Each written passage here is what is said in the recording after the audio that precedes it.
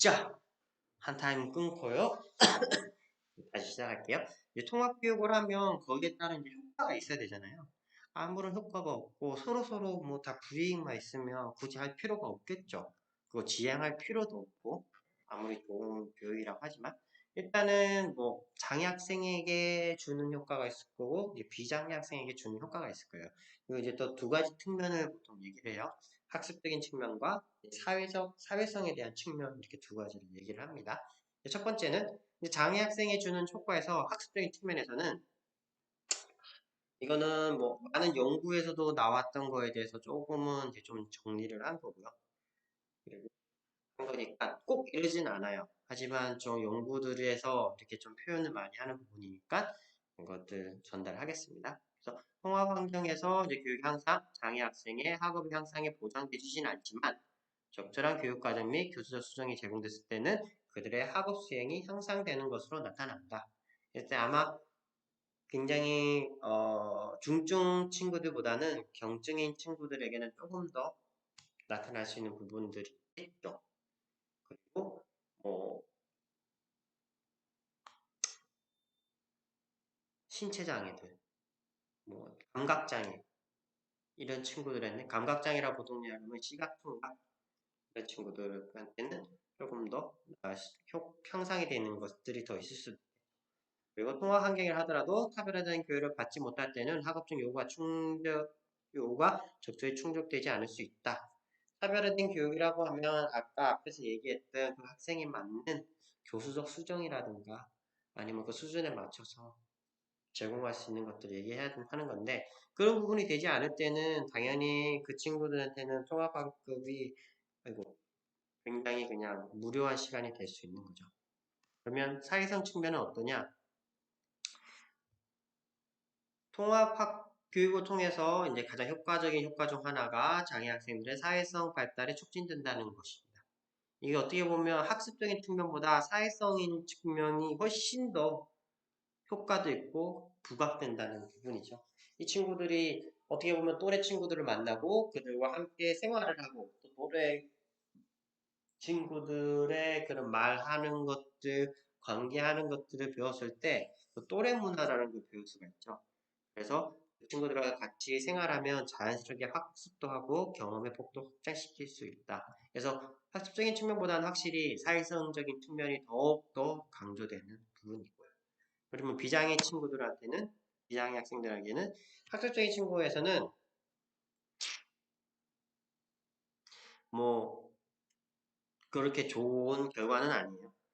학업 성취도가 이제 그들의 학업 성취가 그대로이거나 증가했으면 문제 해결 기술도 향상된 것으로 나타났다. 이거는 왜 그러냐면 문제 해결 기술도 향상된 거 뭐 솔직히 있거나 없거나 뭐 그렇게 뭐 저하되진 않는다는 거예요.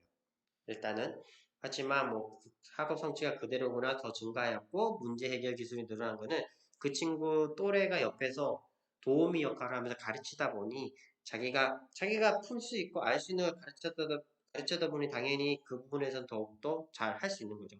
그러다 보니 문제 해결 기술 능력이 더욱더 향상되는 거고요. 그리고 최근의 연구에서는 통합교육이 비장애 학생의 학업 성취가 전반적으로 유의한 효과가 있으나 그것이 그렇게 크지 않다. 네. 효과가 없다라고는 할 수는 없지만 그렇다고 그렇게 크게 효과가 있다라고는 할 수는 없어요. 오히려 이제 사회성 측면이 훨씬 더 좋은 효과를 내고 있는데 오히려 비장애 학생이 장애 학생과 함께 공부하는 게 긍정적으로 되고 또 그 친구의 장애뿐만 아니라 다양성을 더욱더 이해를 하게 되고 그리고 자연스럽게 장애 이해 교육도 되고 하다 보니 그런 부분에서는 훨씬 더 높아지는 거죠. 또한 장애아동을 통해서 인간의 다양한 존엄성을 생각하고 학교라는 지역사회가 장애아동을 포함해서 수용한다는 일종의 사회적 책임감도 높게 된다. 뭐, 이제 통합학급 그건 아닌데, 미국에 있을 때, 주말마다, 미랄 선교에 가서 봉사를 했었어요. 그때, 미랄 선교의 사랑의 교실이라고 해서 토요일 날 10시부터 4시까지 발달장애 학생들, 학생은 아니죠. 성인들, 발달장애인들을 좀 테이크케어를 하는 거였어요. 그때 이제 봉사하는 학생들을 인근 학교, 고등학교 학생들을 와서 봉사를 하고, 저희 그 기관에서는 이제 미라선교 단체에서는 거기에 대해서 이제 봉사활동 시간을 주고 이렇게 하는 건데, 물론 그 취지는 뭐 간단했었어요. 제가 가장 크게 생각했던 취지는 그 부모들이 조금이라도 뭐 장애 자녀를 이제 안전한 곳에 맡겨놓고 좀 그들이 약간 숨 쉴 수 있고 약간 쉴 수 있는 시간을 줄 수 있겠구나 하는 게 제가 느끼는 가장 큰 거고, 또 두 번째로 그 봉사하는 친구들이 장애인에 대한, 특히 이제 발달장애인에 대한 그런 개념이라든가 또는 이해라는 미폭 넓게 만들 수 있는 것이 굉장히 좋았거든요. 그래서 그 중에는 몇몇 친구들은 그거를 계기로 통해서 특수교육학과로 진학한 친구도 있고, 또 이 관련된 기관으로서 또 가서 일을 하는 친구도 있고, 또 나중에는 자기가 이제 솔직히 봉사활동 점수 되게 중요하잖아요. 대학에 가기 위해서. 미국도 그래요. 이게 어느 정도 채워져야 되고 하는 부분이기 때문에, 그렇게 되고 나서 봉사활동 점수를 다 채우고 나면 안 오는 친구도 있는데, 그래도 대학교 가서도 올 수 있는 인근 학교로 이제 지나간 친구들은, 인근 대학을 지나간 친구들은 그래도 계속 와서 봉사를 하면서 있더라고요. 그래서 왜 하니 하면 이 친구들이 생각이 난대요. 발달장애. 걔 중에는 성인도 있고 자기보다 나이가 2배나 많고 어머니 뻘 되신 분도 있고 되게 학년기에 어린 친구도 있고 하는데, 되게 눈에 밟히고 하나 봐요. 떠나고 나서도. 그래서 종종 오고 하는데, 오히려 그 친구들이 경험했던 것이 정말로 다른 장애인을 봤을 때, 다른 곳에서 그걸 봤을 때 어느 정도 공감이 되고 이해가 된다는 거죠. 그리고 자기가 좀 도와줄 수 있는 부분에서 할 수 있다는 책임감도 가지고 하더라고요. 그런 측면에서 볼 때 오히려 통합교육은 더 일찍, 더 빨리 할 수 있는 부분들이 있겠죠. 종합해보면 장애아동에 미치는 영향으로는 장애 표찰로 인한 낙인의 부정적인 영향이 감소되고요. 그래서 통합교육을 통해서 장애아동의 사회성 발달이 촉진됩니다. 그 중에서 뭐 행동 발달이라든가 아니면 사회적 상호작용, 대인관계 이런 것들. 그래서 학업에 있어서는 긍정적인 성과가 있다곤 하지만 그렇게 크게는 기대를 못하고요. 오히려 사회성 발달이 훨씬 더 효과적이고요. 비장애 학생에게는 그 일반 교육이 통합 교육이 일반 아동의 뭐 교육적 성취에 긍정적이고, 이제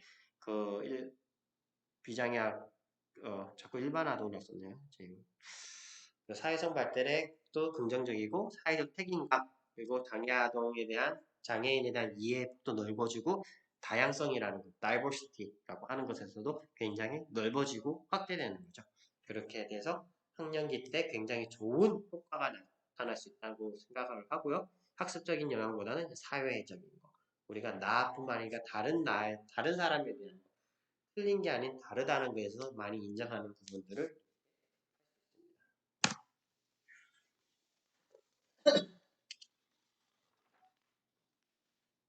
그러면 통합교육에 대해서 제한점은 뭐고 어려운 점은 뭐냐라는 게 분명히 있을 거예요. 솔직히 이 정도쯤 되면 이거를 하는 게 더 나을 뻔했는데, 그러면 장애인 통합교육에 대해서 필요한가? 라는 거예요. 장애인 통합교육이 필요한가? 요 밑에 두 링크가 있어요. 아마 PPT 그 강의 자료로 하면 아마 이것까지 나올 텐데, 요 유튜브를 한번 보셨으면 해요. 그래서 주장 1 하면 필요하다. 통합교육은 장애 학생들의 장애 극복과 사회성 기르기에 도움이 된다. 주장 1에다가 아니다. 수업 중에 장애 학생의 돌발 행동으로 학습 분위기가 흐릴 수 있다. 주장 2 필요하다에서는 장애 학생과 비장애 학생이 함께 생활하며 서로에 대한 올바른 인식을 기를 수 있다. 2 아니다. 장애 학생들은 비장애 학생들 사이에서 차별로 인한 소외감과 부담감을 느낄 수 있다.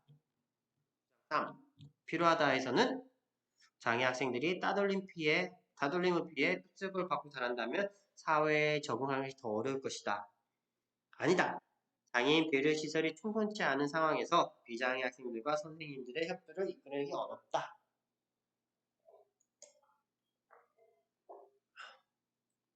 물론 주장 1, 2, 3에 대한 게 분명히 있어요.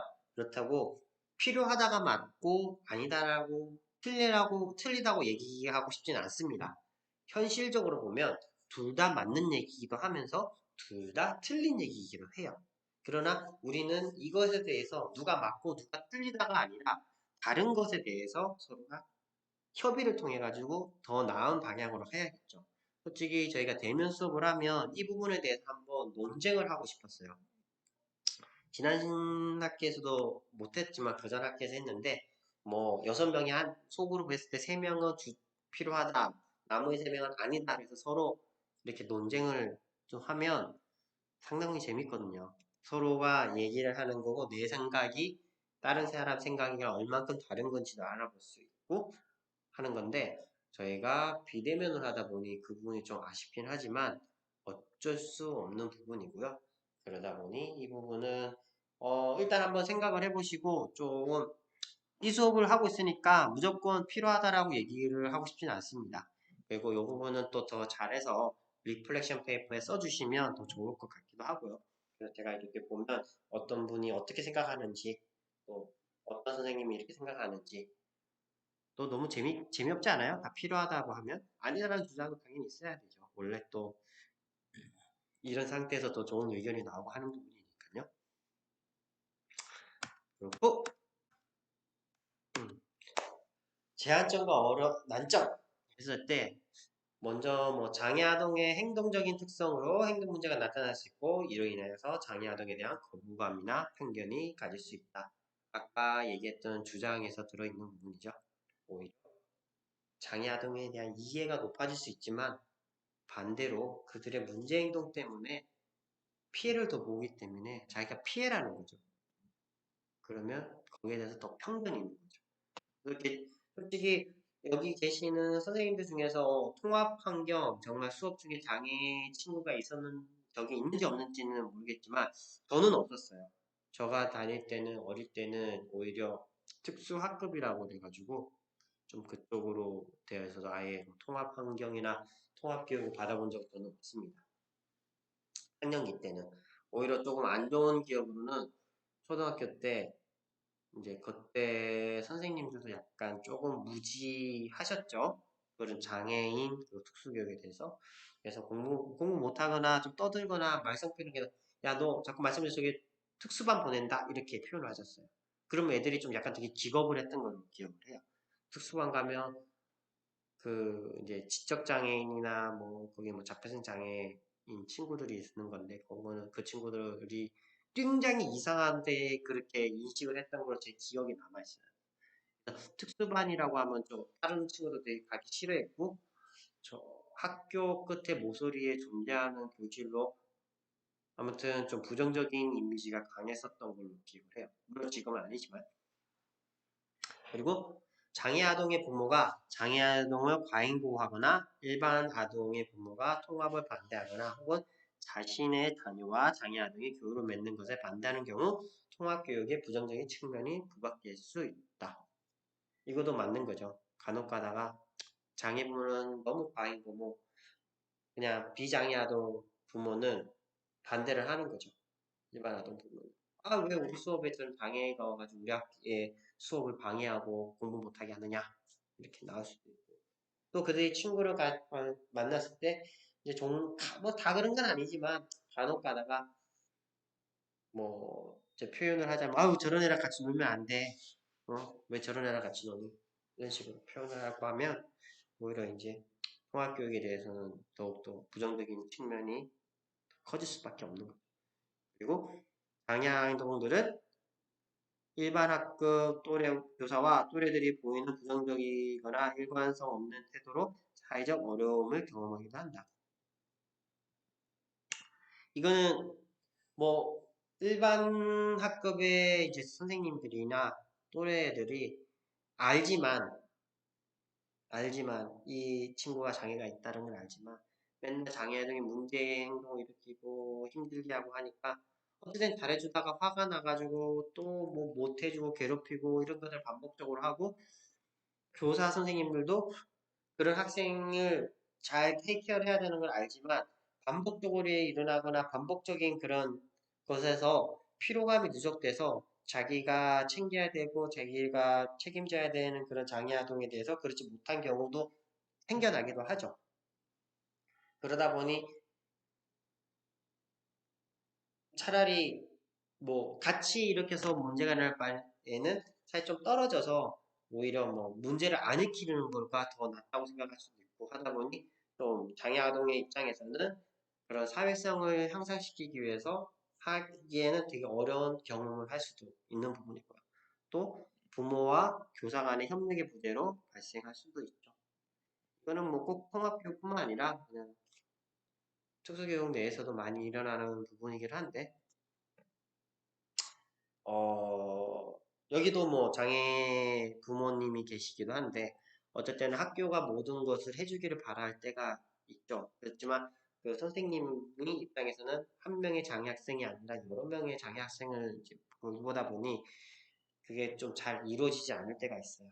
그러다 보니 또 반면에 집에서는 부모가 좀 책임지고 좀 어쩔 때는 교육도 하고 해야 되지만 뭐 맞벌이이거나 다른 또 자녀가 있고 챙기다 보면 상대적으로 잘 못하다 보니 그런 협력의 부재가 어려움이 있는데 이제 통합학급에는 이 부분이 더 커질 수 있다는 거죠.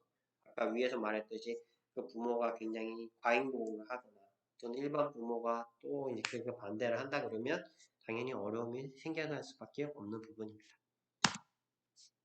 그러면 어떻게 개선을 해야 되냐 하는 부분이 있죠. 그래서 예비교사를 대상으로 대학에서 이루어지는 단편적인 이론 수업과 개론 수준이 아닌 교사교육이 이를 통합교육을 준비할 수 있도록 하는데 미흡하므로 현장 및 실습 중심의 연수가 진행될 필요가 있다. 맞는 말이에요. 예비교사 할 때부터 그런 것들 계속 또 지속적으로 해줘야 되고 특히 통합교육 환경은 초중고로 했을 때 초등학생 때가 훨씬 더 비율이 높습니다. 오히려 그 학생의 나이가 학년이 올라갈수록 그 비율이 낮아져요. 왜냐하면 고등학교는 대학 입시라는 굉장히 큰 문제, 그 큰 목표가 있기 때문에 거기에 장애 학생이 있으면 이거는 뭐 비장애 학생들 어머님들이 난리가 나죠. 자녀의 공부에 방해되니까. 그러다 보니 어릴 때 조금 더 통합 환경이 더 잘 돼요. 유치원, 그러니까 초등학교 때보다는 유치원이. 그러다 보니 이 친구들한테는 특히 이제 교대 다니는 친구들한테는 이 부분이 굉장히 중요하게 작용하기도 해요. 그래서 이 친구들에게 조금 더 실습이나 현장에 대해서 많이 될 필요가 있어요. 물리적 환경에 대한 지원인데 통합학급의 경우 수업 준비와 진행에 있어서 업무가 많이 부과되므로 장애 학생 대 교사의 비율을 낮추고 해당 교사의 다른 업무를 경감시켜 줄 필요가 있다. 그래서 어떻게 보면 이거는 또 상황마다 또 달라요. 왜냐하면 일반 교사 한 명이 하는 거나 아니면 거기에 담당하는 그 학교내에 특수교사가 있어서 할 때 특수학급에 있지만 특수교사가 이 반도 가야 되고 저 반도 5명이 있으면 5명 아동이 모두 다른 반이에요. 그렇게 되면 그 반 담임 선생님과의 그렇게 같이 준비를 해야 되고 같이 진행을 하고 같이 수업을 해야 되는 부분들이 분명히 있는데 너무 일이 많다는 거죠. 어떻게 보면 한 반에 다 같이 있다 그러면 한 번만 준비하면 되는 것들이 다른 학년, 다른 반으로 이렇게 있으면 그만큼 5개면 다섯 배가 더 업무가 과중되는 거죠. 그렇기 때문에 그 담당 교사나에게는 조금 더 다른 업무 아니면 인적 자원이든 어떤 지원이 더 필요한 분이 있을 수밖에 없죠.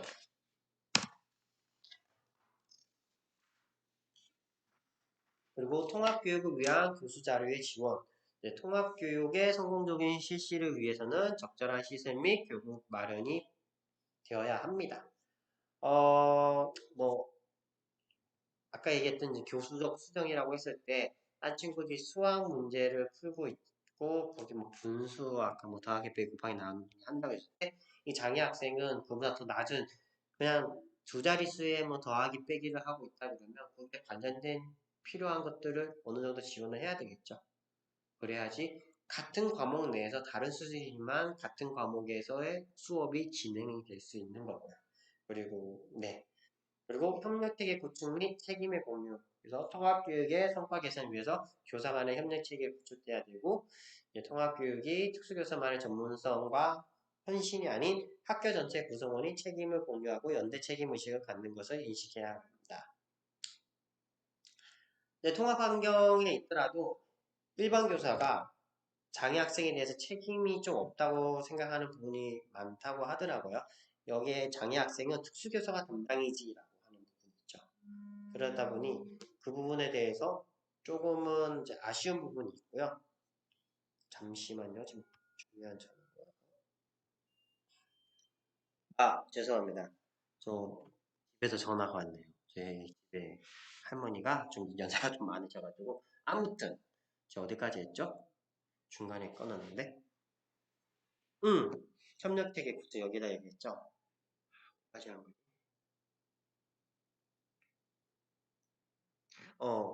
아씨 그 일반 교사가 그 비장애 아니지 일반 교사가 장애 학생을 자기 학생으로 생각하기보다는 그 특수교사의 학생이라고 좀 생각하는 경향이 있어요. 그래서 그들이 협력이 그렇게 잘 되지도 않고 잊어버렸다. 네, 그렇게 협력이 많이 매끄럽게 되지 않는 부분도 있어요. 또 아까 얘기했듯이 앞에서 한번 얘기했듯이 이제 동학년이라고 할 때 그 학년에 있는 선생님들끼리는 되게 유대감이 높아요. 서로 이렇게 하고 하지만 특수교사는 그 어느 학년에도 좀 속하기도 좀 애매한 포지션이 있고 또 하다 보니 참 어렵죠. 그래서 그 관계를 잘 해야지 그 학생에 대해서도 교육이 더 잘 이루어지는 부분이 있습니다. 뭔가 빠진 것 같은데 그거는 줌에서 차라리 좀 얘기를 할게요.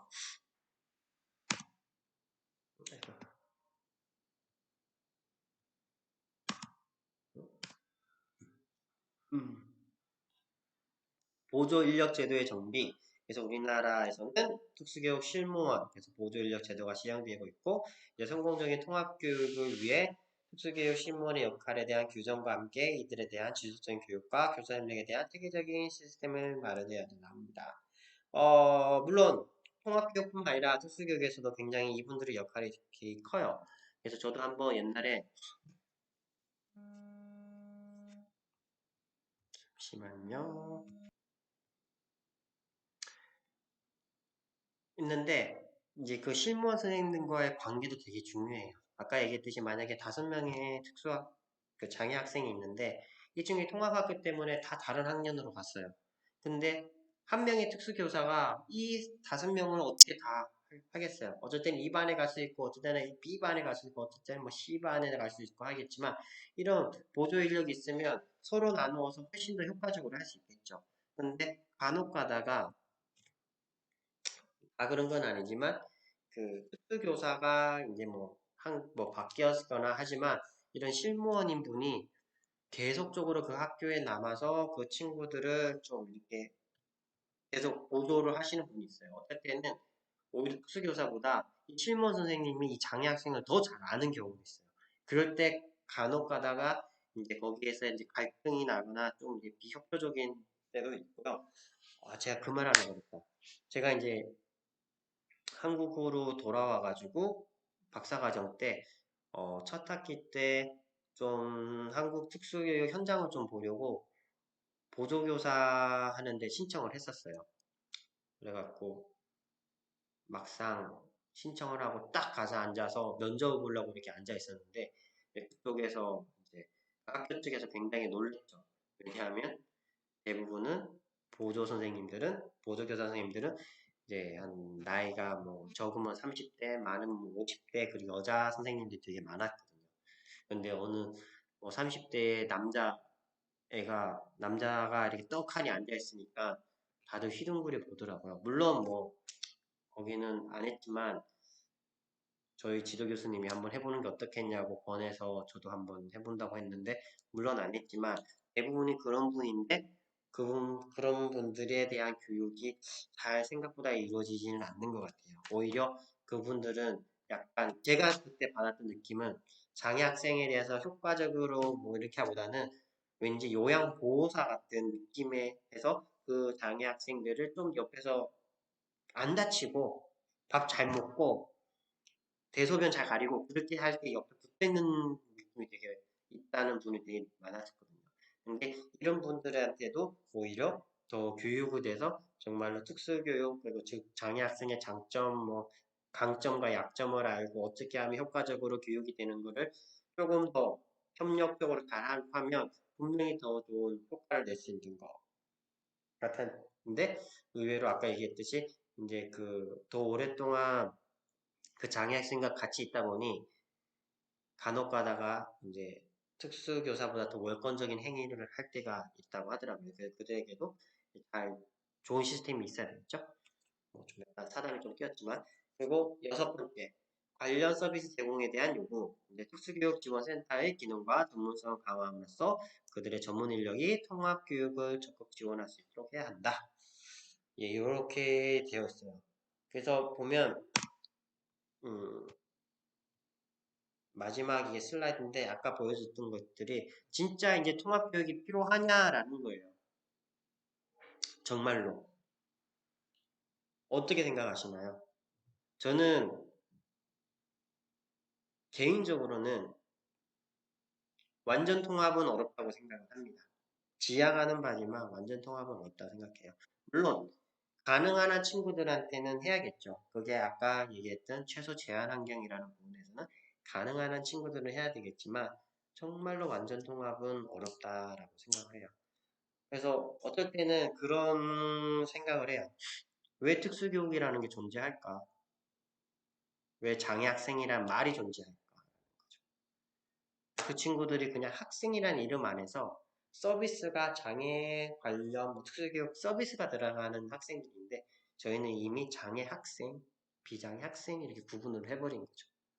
어떻게 보면 비장애 학생도 아니죠. 그냥 장애 학생, 일반 학생 이렇게 표현을 하면서 하는데 이 교육에 대해서 어떻게 할 것인가라는 거는 현실적으로 굉장히 어려움이 많고 통합교육을 지향하는 바지만 잘 안 되는 것도 현장에서도 많이 얘기가 나오고 있어요. 그래도 이론적으로도 저도 뭐 많이 보고 관련된 연구도 찾아보면서 공부를 하고 있지만 저는 그렇게 효과가 높다라고 느낌은 많이 없는 것 같아요. 분명 유치원 때, 초등학교 때는 효과가 어느 정도 있어요. 아까 말했던 학습적인 효과보다는 사회성적인 효과. 어릴 때 유치원 때는 통합 환경을 만들어 놓으면 똑같아요. 장애 학생이든 비장애 학생이든. 그건 학생 수준이 아니죠, 거기는 거의. 유치원생. 그때는 지적장애 유아도 뭐 그냥 지적장애가 아닌 유아도 같은 수준에서 뭐 4살, 5살 그 수준이면 비슷하다는 거예요. 근데 뭐 장애 학생은 그게 학년이 올라가면도 그 수준이 어느 선에서 한계가 있지만 그 뭐 4살, 5살 이때는 수준이 비슷하기 때문에 서로 뭐 그런 거 없이 막 잘 놀고 하거든요. 하지만 이게 학년이 올라가고 또 나이가 들어감에 따라 그 차이가 벌어지다 보니 통합교육 환경에서도 굉장히 어려움이 많죠. 특히 중학교 되면 사춘기가 오고 나면 그때 되면 뭐 중2병 같은 게 확 오면 이 비장애 학생들도 뭐 그전에 이해했던 부분에 대해서 모든 게 또 달라지는 경우도 있고 하다 보니 솔직히 학년이 올라갈수록 어렵지 않는 부분은 너무나 큽니다. 하지만 이 부분은 저희가 이제 계속 지향해야 될 부분이라고 다시 한 번 더 얘기를 하고요. 오늘은 여기까지 할 거예요. 그래서 강의 자료에 대해서는 제가 또 업로드를 하는데 이 슬라이드에 대해서는 저희가 줌으로 만날 때 한번 얘기를 했으면 하는 바람도 있어요. 그래서 그리고 아까 얘기했듯이 지금 현직 교사 선생님들도 혹시 이제 경험이나 이런 게 있을 때 얘기를 해주시면 저는 정말 좋을 것 같아요. 어땠다, 저땠다, 뭐 이런 경험이 있다, 저런 경험이 있습니다. 또 다른 분 중에서도 자기가 경험했던 통합교육, 정말 장애학생과 같이 공부했던 거 이런 것들을 공유해 주시면 정말 좋을 것 같은데 이게 대면 수업이면 진짜 좋은데 그러지 못해서 너무 아쉽고요. 아무튼 오늘 여기까지 하고요. 제가 이거 PPT 그 강의 자료를 올리고 해서 저희는 다시 토요일 날 만나 뵙는 걸로 할게요. 네. 그러면 오늘 여기까지 하는 걸로 하겠습니다. 감사합니다.